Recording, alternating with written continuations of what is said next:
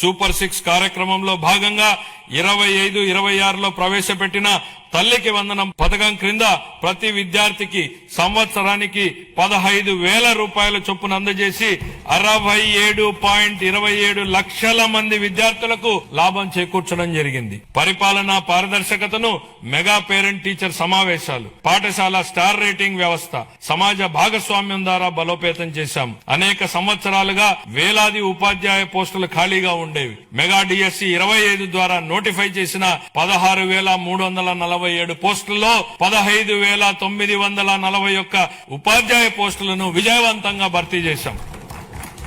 ఉపాధి, గౌరవం మరియు అవకాశాలను సృష్టించినప్పుడే వృద్ధికి అర్థం ఉంటుంది. భవిష్యత్ ఉపాధి అవసరాలకు అనుగుణంగా సమగ్ర నైపుణ్యాభివృద్ధి వ్యవస్థను రూపొందిస్తున్నాం. పరిశ్రమలు మరియు అభివృద్ధి చెందుతున్న సాంకేతిక రంగాల మధ్య సమన్వయంపై దృష్టి సారించాం. ప్రత్యక్ష అనుభవాల్ని కల్పించేందుకు అన్ని ప్రభుత్వ ఐటీఐలు 167 పరిశ్రమల భాగస్వామ్యంతో అవగాహన ఒప్పందాలు కుదుర్చుకున్నాయి.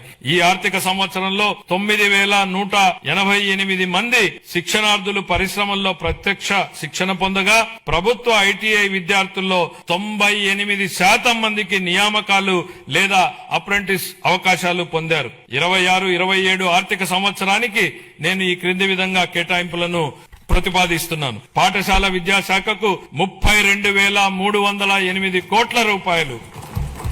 అందులో ప్రజా పాఠశాలల మౌలిక వసతుల సమగ్రాభివృద్ధికి 1,500 కోట్లు, ఉన్నత విద్యాశాఖకు 2,567 కోట్లు, నైపుణ్యాభివృద్ధి మరియు శిక్షణ శాఖకు 1,232 కోట్లు.